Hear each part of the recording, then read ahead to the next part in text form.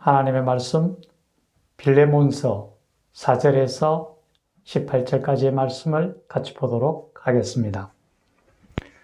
내가 항상 내 하나님께 감사하고 기도할 때에 너를 바람은 주 예수와 및 모든 성도에 대한 내 사랑과 믿음이 있음을 들음이니 이로써 내 믿음의 교제가 우리 가운데 있는 선을 알게 하고 그리스도께 이르도록 역사하느니라. 형제여, 성도들의 마음이 너로 말미암아 평안함을 얻었으니 내가 너의 사랑으로 많은 기쁨과 위로를 받았노라.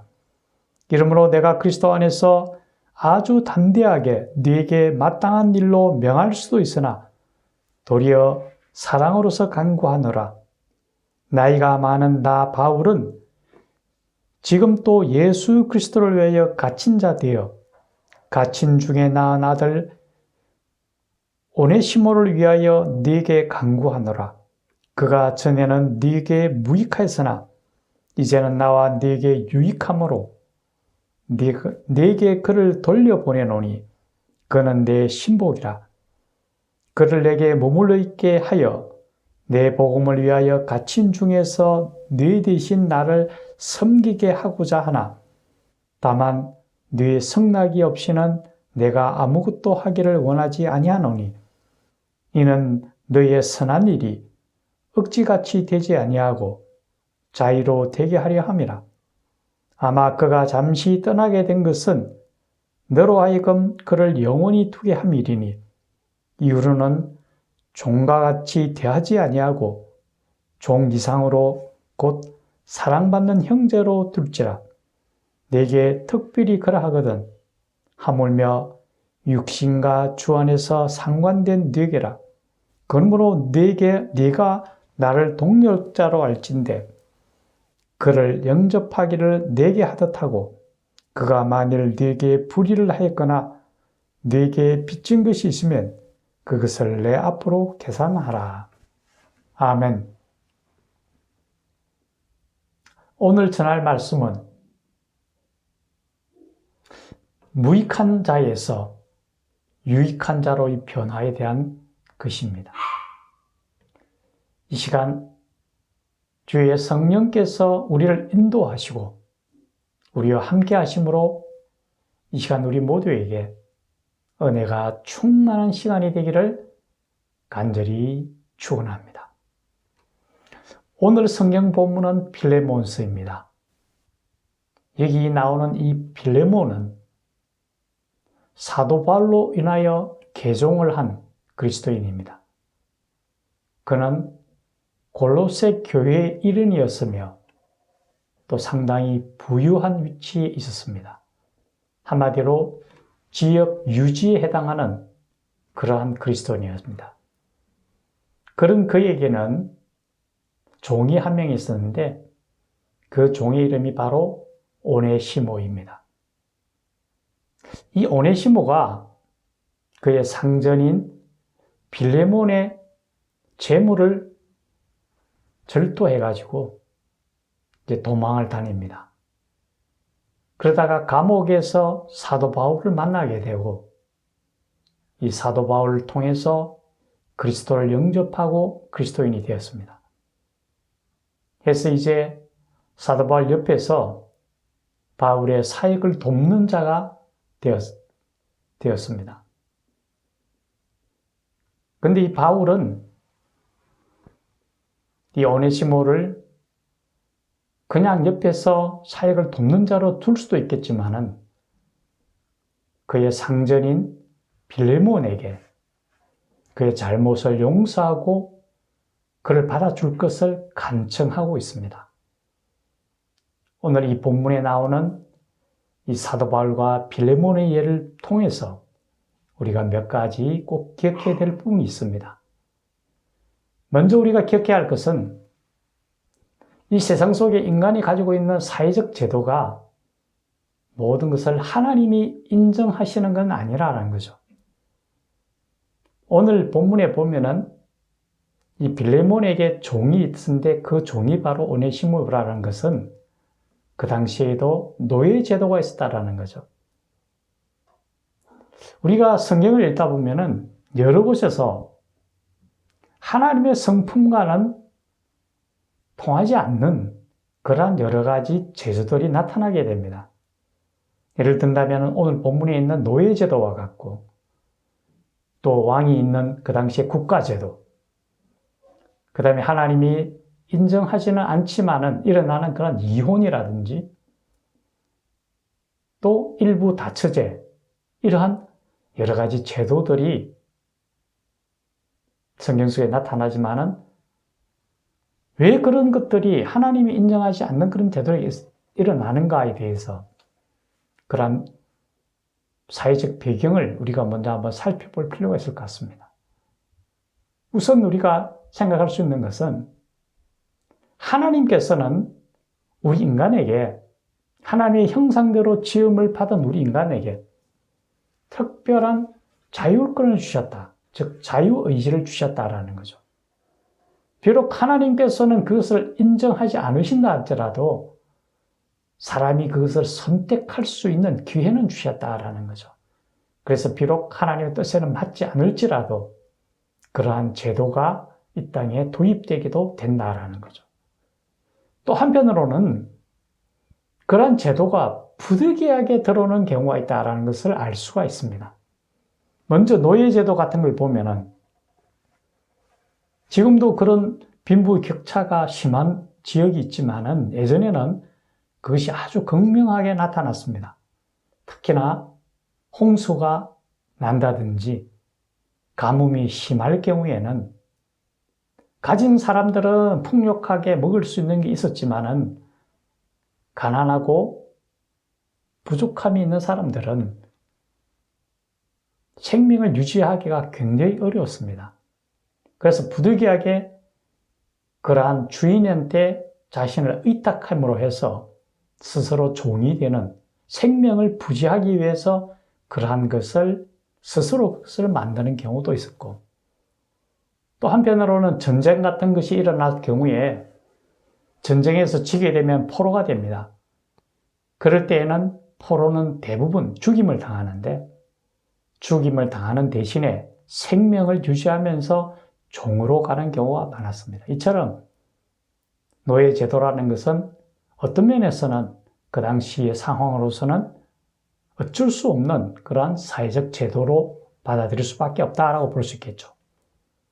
또한 왕이라는 제도, 성경에 보면 사무엘상에 보면은 하나님께서 이스라엘이 왕을 두고자 했을 때 하나님께서는 별로 탐탁지 않게 여겼습니다. 하지만 이스라엘 민족들이 왜 왕을 달라고 하고 그 왕이 필요한가? 국가제도라는 것이 왜 필요한가? 전쟁이 일어나거나 여러 가지 위해가 있고 위험이 있을 때에 그것을 보호해주는 제도가 필요하다는 거죠. 한마디로 신체 안전과 그런 위험으로부터의 보호를 받기 위해서 그런 국가제도가 필요하다고 볼 수 있을 겁니다. 오늘날에도 만약에 국가라는 것에 소속되어 있지 않다면은 그런 부분에서 부족하지 않을까. 그래서 국가제도도 때로는 필요하다고 볼 수 있겠죠. 또 한편으로 이혼이라는 것도 그렇습니다. 이혼의 제도가 하나님께서 어쩔 수 없이 받아들일 수 있는 것은 결혼하고 난 다음에 위치가 부녀자의 경우에는 굉장히 아래로 처하는 위치가 됩니다.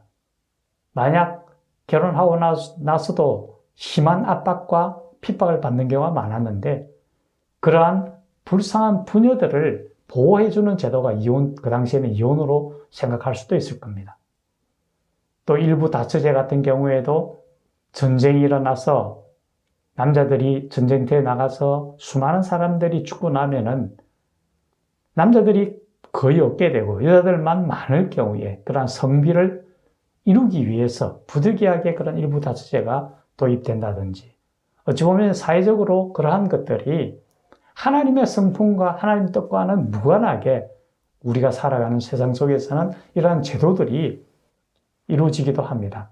그런데 여기서 꼭 기억해야 할 것은 이런 여러 가지 불합리하고 잘못된 인간의 제도가 있음에도 불구하고 하나님께서는 모든 사람을 동등하고 평등하게 보시고 모두를 하나님이 사랑하는 자로 여긴다라는 거죠.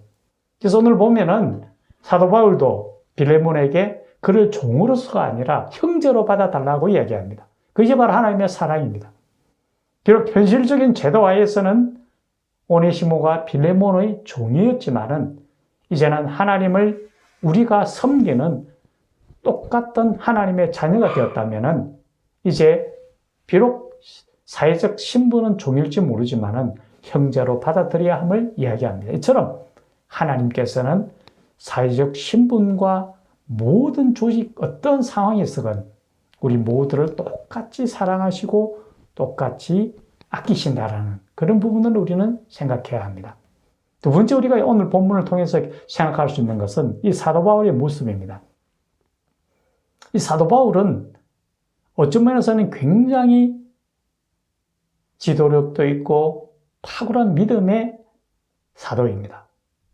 무엇보다도 이 사도 바울을 통해서 오늘 빌레몬이 믿음으로 개종을 하였고 믿음으로 낳은 이 사도 바울의 제자자 그러한 아들에도 해당이 된다 할 겁니다.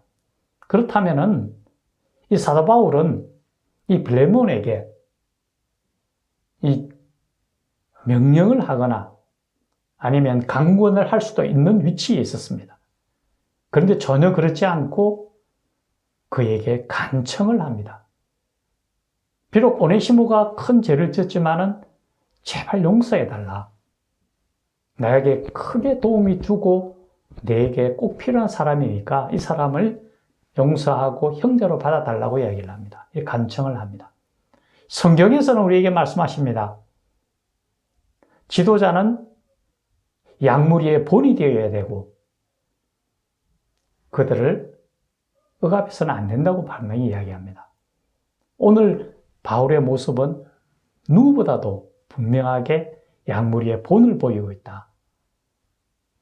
그들에게 간청하는 그 모습을 보게 됩니다. 또 한편으로는 그는 만약에 오네시모에게 빚이 있다면 그 모든 책임도 자기가 지겠다고 합니다. 아주 순수하게 모든 책임을 지겠다고 합니다. 이것은 바로 예수님께서 우리 죄를 대신 짊어지시고 십자가에 달려가신 그 모습을 그대로 우리에게 보여주고 있다는 거죠. 사랑은 순수한 희생을 통하여 그것이 드러난다라는 것. 오늘 빌레몬은 그런 모습을 통하여 우리에게 하나님의 예수님의 사랑이 어떤가를 보여주고 있다는 것을 알 수가 있습니다. 이러한 이 사도 바울의 이러한 간청을 빌레몬은 그대로 다 받아들이게 됩니다. 그럴 때에 놀랍게 변화됩니다. 먼저 빌레몬은 그가 오네시모를 용서하고 그 오네시모를 사도 바울의 돕는 자로 인정을 했을 때에 그의 믿음은 더욱더 성장하고 믿음의 반석에 굳게 서서 결국 예수님을 위해서 순교의 자리까지 나아가는 믿음의 큰 역사를 이루었다고 할 수 있습니다. 또한 오네시모는 비록 예전에는 무익하고 쓸모없는 자였지만 이제 사도 바울 말라고 예수님의 자녀가 되고 빌레몬으로부터 용서받고 사도 바울 옆에서 큰 동력을 함으로 해서 쓸모없는 자에서 쓸모있는 자, 무익한 자에서 유익한 자로 변화되었다는 것을 볼 수가 있습니다. 마지막으로 사도 바울은 이제 하나님께서 가장 크게 쓰는 이방 선교에 가장 큰 초석을 놓는 그런 믿음의 길로 나아가게 되었다는 거죠. 우리가 하나님 앞에서 이 빌레몬, 오네시모의 한 종을 통해서 우리에게 말씀하시는 하나님의 은혜의 말씀을 우리가 기억해야 할 겁니다. 우리가 모든 세상 속에서 우리는 하나님의 자녀로서 누구나 다 동등한 하나님의 자녀이며 우리가 누군가를 용서하고 포용할 때에 더 큰 역사와 사랑이 일어나고 하나님의 귀한 역사로서 큰 일을 담당하게 되고 주의 일에 충성함으로 인하여 하나님 나라의 그 상급이 더 커질 수 있는 우리가 된다는 것을 기억하고 주님 나라 임하기까지 묵묵히 최선을 다하여 주의 뜻을 이루어 나가는 하나님의 백성들이 되기를 예수님의 이름으로 간절히 축원합니다. 기도드리겠습니다. 하나님 아버지, 오네시모는 빌레몬의 재물을 도둑질한 무익한 자였지만은 이제 사도 바울을 통하여 예수님을 영접할 때에 이제 유익한 자로 변화가 되었고, 또한 빌레몬은 그를 용서함으로 하나님의 순교의 자리까지 이르는 큰 믿음의 사람이 되었습니다. 또한 사도 바울은 이방 선교의 가장 큰 자로서 하나님이 귀하게 쓰는 사람으로 나아갔습니다. 우리 모두 한 영역, 한 부분 주의 뜻을 이루며 열심을 다할 때에 주께서 우리 앞날을 밝혀주시고 힘차게 나아가도록 도와주시옵소서. 이 모든 말씀 우리 구주 예수님 이름으로 기도드리옵나이다. 아멘.